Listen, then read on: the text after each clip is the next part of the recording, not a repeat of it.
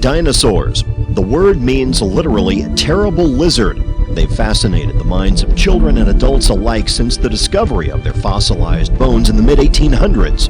Thousands of TV programs, movies, books, magazines, and radio shows have been dedicated to them and the time when they roamed the earth. But when was that time? Starting with Charles Lyell in the late 1700s came the idea that the layers of rock and sediment we see around the world took millions of years to form.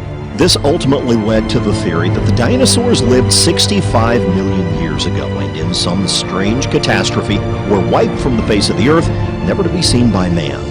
Today, the idea that dinosaurs and man were separated by 65 million years is accepted as fact, with little question by most people. But is it true that man has never seen a living dinosaur? What does the fossil record say? Does the fossil record give us evidence of man and dinosaur living contemporaneously? And if there was such evidence, what would be done with it, and how would today's academia respond? Join us now as we journey on an adventure, digging into the past, exploring the present, and uncovering the truth about dinosaurs, man, and their footprints in stone.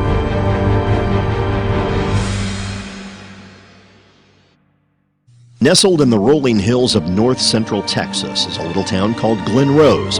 This small town, with a population of around 2,300, has been a tourist attraction since the mid-20th century. The attraction that has drawn hundreds of thousands of people to this tiny town centers around the discovery of dinosaur fossil footprints along the banks of the Biloxi River. These dinosaur footprints, however, are not the only footprints to have been uncovered here. In 1908, a massive flash flood tore through the Biloxi River, causing Volkswagen-sized boulders to be washed down the stream. The flood caused the river level to rise 27 feet, and the erosion that resulted from the flood exposed new layers of rock in the bed and shores of the river. When this thing flash floods and it rips through here, now before they dammed it, this was the only river that was undammed in Texas. And for every mile it drops 7 feet.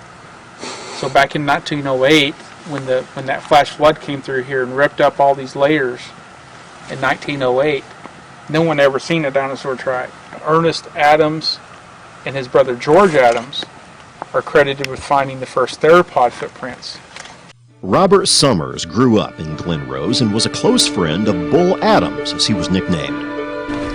Well, I was privileged to have lived right next door to a man we called Bull Adams, Ernest Talbert Adams. He just was about 100 steps away from my house, and he was such an interesting fellow that he loved talking about Indians, dinosaurs, you just name it, everything a kid likes to hear, and was quite an expert in most of those fields. So what would be your relationship with him and the tracks? Well, probably no relationship between me and him and the tracks, except for the fact that he was the first one that I know about that knew what they were. His brother George had found them during the summer. He was just kicking around the rocks up the creek here in town. Bull Adams was friends with another resident named Charlie Moss, and in 1909, on one of their numerous swimming excursions in the Biloxi River, Bull showed Charlie Moss another set of tracks. He referred to them as giant man tracks. At least 15 local people testified to seeing the same set of tracks in that area, which became known as the Fourth Crossing Tracks. Moss said about the tracks, they were so plain that you could see where he was walking, and then he got up on the balls of his feet and commenced to run.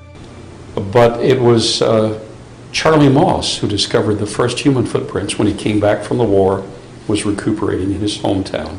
First human footprints among dinosaur footprints after a spring flood had ripped up the ledge.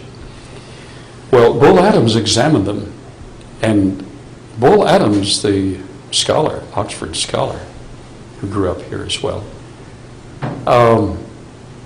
thought that actually, since he was an anthropologist, he felt that the earliest evidence of man was at Glen Rose. Emmett McFall, another local resident of Glen Rose who owned property adjacent to the Biloxi River, claimed to have first seen the giant man tracks in 1923 when he was 28 years old. What do you remember about your grandfather Emmett and what he found and saw? Well, of course, personally, I first remember in the 50s, in the early 50s when I was a young boy, but he bought this place in 1929. And just a year or two after he bought it, they had a big flood, and he'd uncovered some of the tracks that are visible today. But Emmett McFall, when we went to his house, it was the most unusual house. I guess it's still over there. And he had some of the tracks around a tree. He's the one that, he and Cecil Doherty, the one that told me where they were. And then I'd take field trips every year. When the stock market crashed in 1929, the Great Depression hit, and many people did just about anything they could imagine to earn money. Several local residents, like Jim Riles and his wife, took up the side occupation of chiseling dinosaur tracks out of the riverbed and selling them to tourists. During the 30s, he had a man that worked for him that lived here on the place named Jim Riles, and Jim dug out what we call human tracks and dinosaur tracks, and they sold them to different people. To the residents of Glen Rose, Texas, the idea of man and dinosaurs living together was not so strange. Before the 1930s, the theory of evolution had not become widespread throughout the public education system. As a result, the residents in and around Glen Rose thought nothing of these giant human footprints in stone. The amazing thing about it is that I wasn't amazed at the time. And we were looking at these tracks, and I walked over to the side and I said, well, they must have been playing with the kids down here, because here's some boy or man tracks right alongside of them, but I didn't think anything about it. And until much, much later, found out the significance of man tracks with dinosaurs. I didn't have a problem with that. And until I started learning some of the things they were teaching in schools, that man came along a long time after the dinosaurs, supposedly. A very clear and pristine human track was extracted by Riles and then sold to a Dr. Cook in Cleburne, Texas. Well, I guess that was in the 30s, or it might have been in the 40s. He dug out a real good one that he sold to, he was a doctor, an MD over in Cleburne in Johnston County, and it was perfect. I never seen the actual track. My dad and my granddad did, but I seen pictures of it.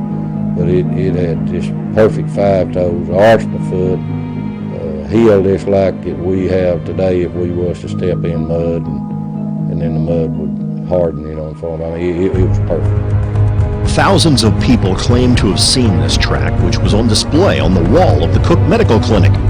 Unfortunately, upon Dr. Cook's death, it is believed by his son that the track was stolen and is still missing to this day.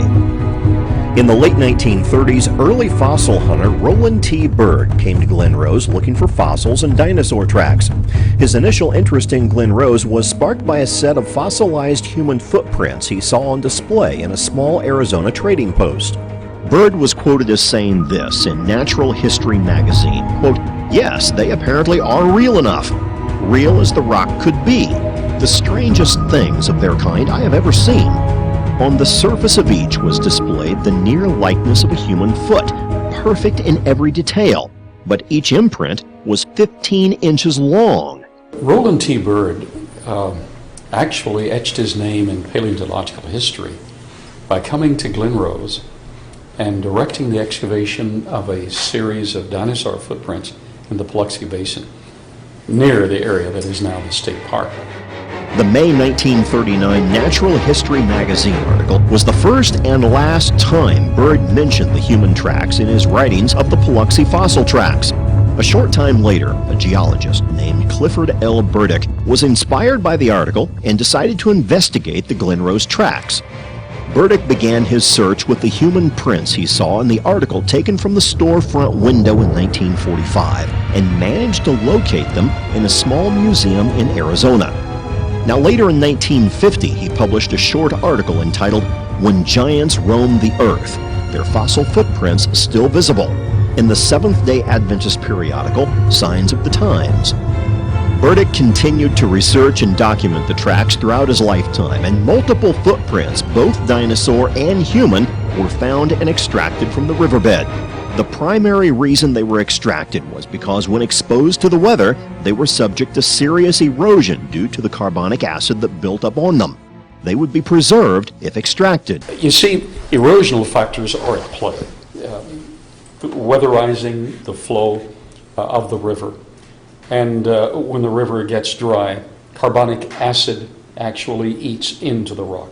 This is what happens when, over years of time, they get carbonic acid from the rainwater, and it just destroys, it just crumbles this rock, and it really erodes these tracks and eats them pretty quickly. The legend of the giant man tracks continued to grow stronger when in 1964, Dr. Billy Caldwell, a geologist from Fort Worth, Texas, received a startling revelation. I went into the stone business and started handling building stone for building that we would bring as a geologist. I could bring it from all over the United States.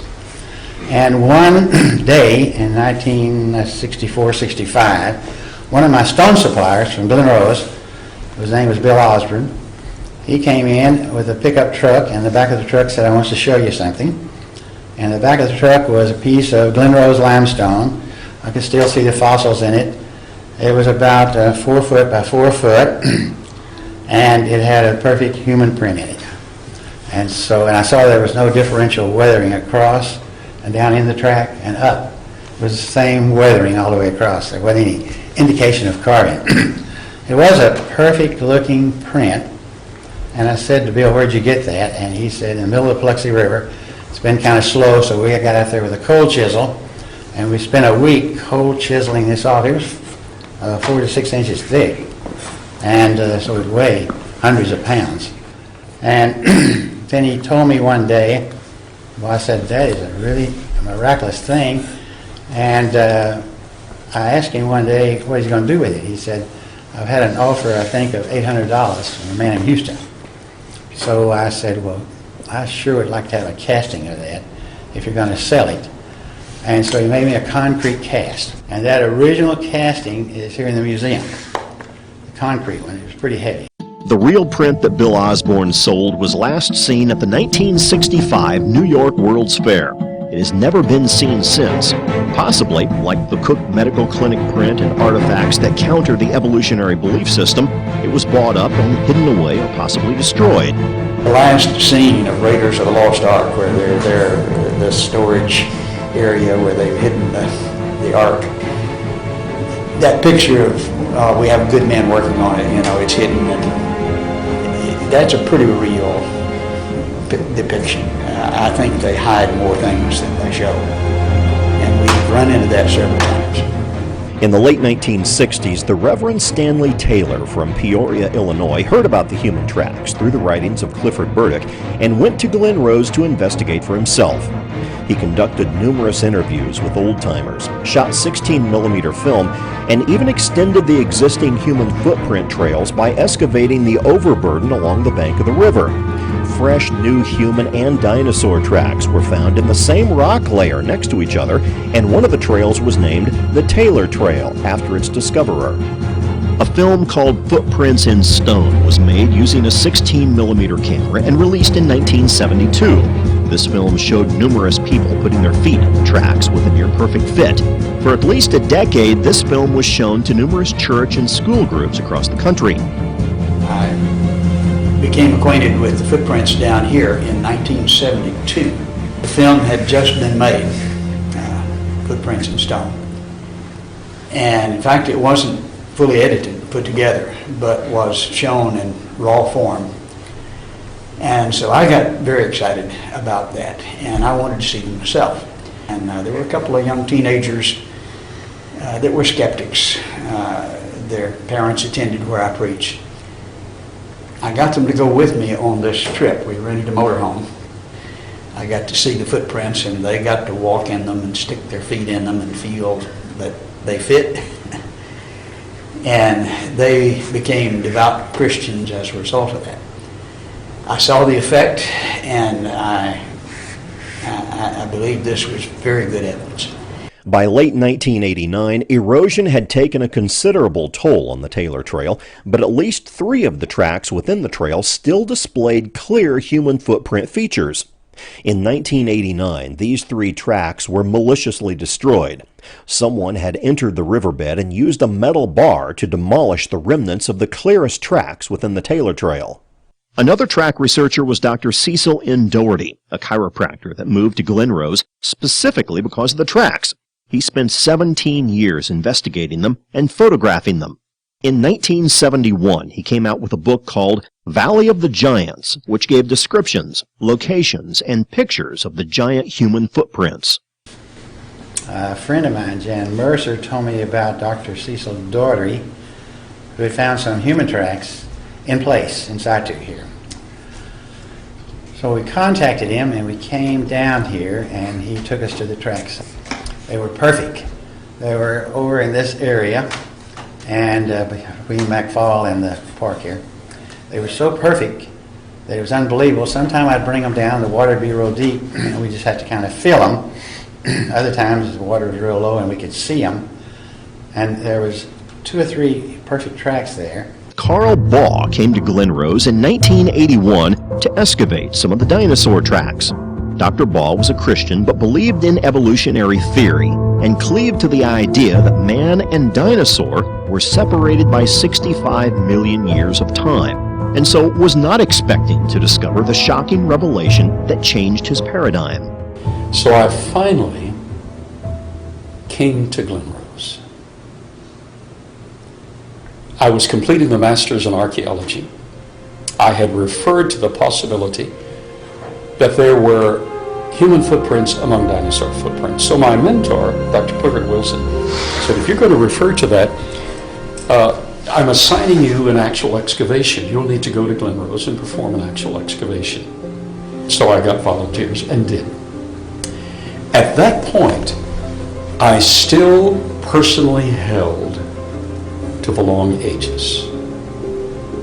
I accommodated the dinosaurs in the Mesozoic era of the past, and I felt that there was some substantiation to the geologic column. And then I came to Glen Rose, performed the excavation, and to my absolute amazement, after excavating 19 dinosaur footprints, at the end of that slab, as I excavated through the clay, there was not only a dinosaur footprint, but 17.5 inches from the dinosaur footprint, there was a 16-inch human footprint. Now that blew my mind, because my paradigm didn't accept that. In 1984, Dr. Baugh obtained another print from the Paluxy through Clifford Burdick, a geologist from Tucson, Arizona. Clifford Burdick, geologist, actually bought 2 prints way back in probably the 1950s in Arizona. He sent one to an Adventist college in the east. They sectioned it, and the laminations were not all that clear. He kept the other. I was able to get the other from him in the 1980s. It was part of his treasure. I was able to get it from him, to purchase it. That came from Paluxy. It came from the Paluxy. It came from the area on 67 where the bridge crosses 67. And it was excavated there. Okay. As they were building the bridge, cut it for the bridge. The most recent human footprint finding from the Paluxy River was in 2002. A resident of Stephenville, Texas, and amateur fossil hunter Alvis Delk was walking along a tributary of the Paluxy River when he came across a fairly large fossilized rock with a dinosaur footprint in it. The rock was lodged between several other rocks, and after about 45 minutes of work, he was able to get the slab loose. He took it home and stored it with the rest of his other fossil findings that he had accumulated through the years. The rock remained uncleaned and stored in his collection until 2008, when he decided to sell some of his fossils. In preparation for selling the rock fossils, he took a soft brush and started to clean the dust and dirt off the slab when it revealed an amazing discovery. Within the tip of the dinosaur footprint was the outline and shape of a human foot. The rock clearly displayed all 5 toes, instep, and heel partially penetrated by a 3-toed theropod type of dinosaur. Here we have a human footprint, 11.5 inches in length, same length as the O.W. Willett print. This was discovered by Alvis Delk. Human footprint stepping first. Stepping on and intruding into the human footprint is an Acrocanthosaurus dinosaur footprint. Notice some of the mud was consolidated in the human footprint, and the dinosaur actually pushed it up into the human footprint as he moved forward. Spiral CAT scan technology has been applied in 2 certified laboratories and has found that under the human track, around it, under and around the dinosaur track, we have the same compression density. So it is genuine. Another significant footprint that Dr. Baugh obtained in 2010 was the O.W. Willett print, which was carved out of a limestone ledge along the banks of the Paluxy River in the 1950s at a location along the river where the current Dinosaur Valley State Park is located. Willett's family was in possession of the print for 60 years and finally decided to sell it to Dr. Baugh's museum. Retired park rangers have told people that they used to have yellow paint sprayed around the human tracks and would point them out to the public when they came to visit. But after evolution became popular in the 1970s, they were forced to tell the public that there were no human tracks in the park. When we investigated Dinosaur Valley State Park, we were told by the park interpreter that there were no human tracks in the park. You're not going to ask me anything about man tracks? If you do not want us to ask I you do anything not about want to talk about man tracks. That's fine. then we will not. Then we won't ask you those questions. Okay. Because there's none in the park. Dinosaur Valley State Park was going to have a grand opening on that weekend, and that there was going to be, dinosaur footprints and, that kind of stuff. And so we decided, let's go check it out. So we go there. There were signs that were pointing to the different tracks, and the different dinosaur tracks and to the human footprints. And the dinosaur tracks on the signs were yellow with black letters. And they said the names of the dinosaurs that made those tracks. On the human footprints, on the big ones, there was a sign that was pointing to one of the big ones, and it said caveman tracks.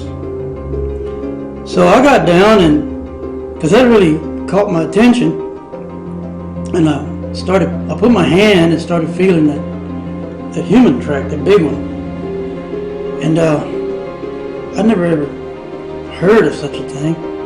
And I saw the sign, caveman tracks, and that got my attention. So time went on, a few years. One day I was reading in Genesis. And I read, I think it's in Genesis chapter 6, where the Bible says that right before the flood that there was giants on earth. And right when I read that, it was like a slide, like a picture in my head. I remember that footprint that I had seen about 12 years before that.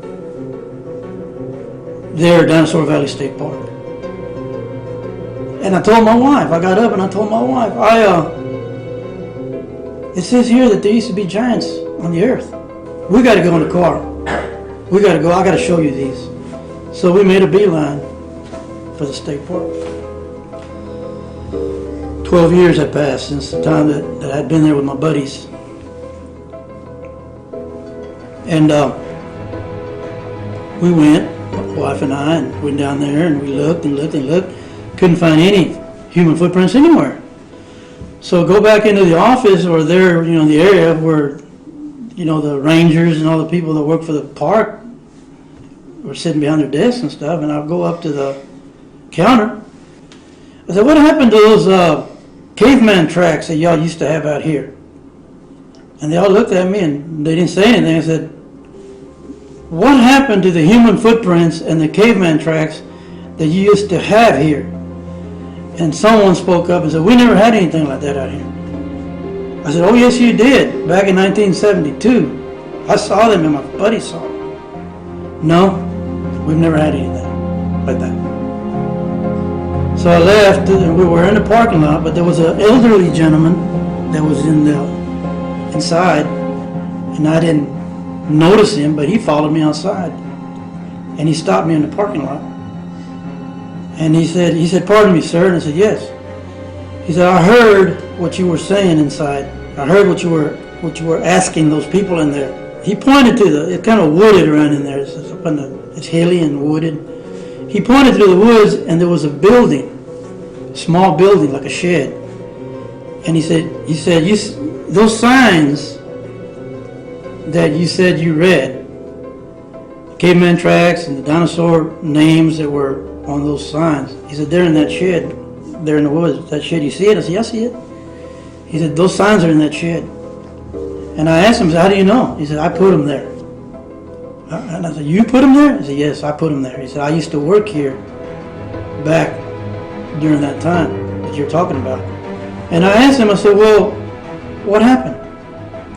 And he said, well, they took the signs out and they took the footprints, they took them out. And I said, well, then they were here. He said, oh yeah, they were here. But the human tracks aren't just a local phenomenon. This is a worldwide occurrence. There are fossil footprints in almost every continent of the world. We find them in Asia, we find them in Africa, South Africa, we find them in France, Italy, Australia, Mexico, Central America, Nicaragua. Some of the footprints here locally are in Glen Rose. We also find them in Tennessee and in Kentucky, in Oklahoma, in Utah, in Arizona, in Colorado. And so this isn't really isolated to Glen Rose. These fossil footprints can be found on a global scale in many different parts of the world. There are two more sites in Texas, down near Sonora, Texas. There's a site where there are 5 in a right-left pattern. They were discovered in the 30s. A&M came down and studied them and documented them and photographed. I have their photographs. They're much more spectacular now, but they're still plain. 2 or 3 of them are just spectacular. In Cretaceous limestone. That's down at the southern extreme of the state. On the northern extreme, up in the Panhandle, you have another track that was there displayed in the courthouse of Stinnett, Texas, and it was there on display for years. It caused so much controversy that the fellow that owned it actually removed it, and it's in his home now. But there were actually initially 9 tracks, and in '52 they were in the newspaper. And we have the newspaper articles of these 9 tracks. Well, one of them has survived. We've learned the location of at least one other. Another amazing track that was found in New Mexico can be seen here. We had a mining permit at the time. We had a permit to be there and a permit to excavate. But you have to pass through about 5 different ranches in order to get to the spot.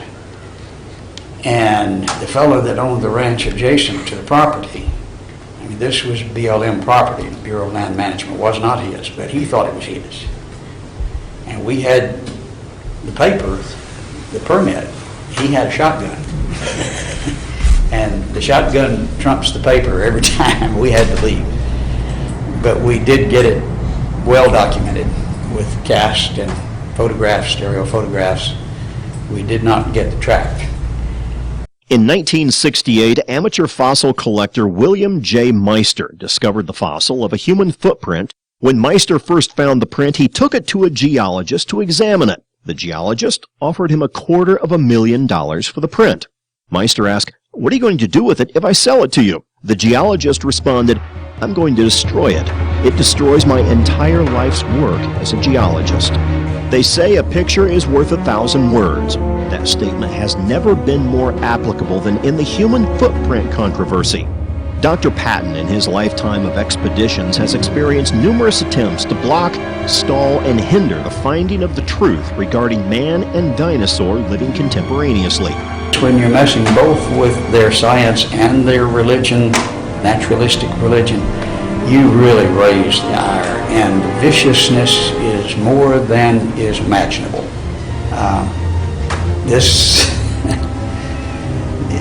You kind of get used to it. You try to work with it and avoid it, but it doesn't surprise and it doesn't deter. This evidence of fossil footprints in stone puts to rest the idea that man and dinosaurs were separated by 65 million years and supports the biblical model of creation. Evolution is a bankrupt theory. However, its defenders, which include humanistic academia and the establishment media, are prepared to defend it to the bitter end. Over the past 200 years, the battle to remove God from the hearts and minds of men has raged on, and many proponents of evolution have used this theory in an attempt to undermine the authority of the Word of God. Any evidence in support of a biblical model of creation, no matter how convincing, will continue to be opposed in support of evolution because of the implications of having the Bible shown to be correct. But what are the implications of the foundational battle of creation versus evolution? Either we arrived by a naturalistic evolutionary progression, or we arrived by special creation. In every major university around the world, in the philosophy department, the four great questions of life are taught, or they're asked. They're never answered. Those four great questions are, who am I? Where did I come from? What's my purpose here, and where am I going? Who am I if evolution is true? Nobody. Where did I come from? Came from a rock. What's my purpose? I'm fertilizer for the future. Where am I going? Nowhere. If evolution is true, this is it. But some creationists hold to evolution and say, well, this is how God did it. If God did it that way, but said he did it otherwise, you can't trust him. You're not going anywhere. If evolution is true. And leading evolutionists have admitted, laughingly, some of you Christians hold to evolution and you think you're being academic. They're incompatible. It's one way or the other, and they laugh and admit it. So, the other alternative. What if creation is true? If creation is true, who am I? I am an individual originally made in the image of God. Even though I'm really scarred, and I've not lived up to that image as I should have, originally I was made in the image of God. If creation is true, who am I? That's who I am. Where did I come from? I came from his direct hand of special creation through Adam and Eve. What's my purpose here? My purpose is, first of all, to know him, privileged to know him, and then to represent him, to be his ambassador, to speak for him. And the fourth question, where am I going after this is over? I'm going home to be with him for all eternity. For God inhabits eternity.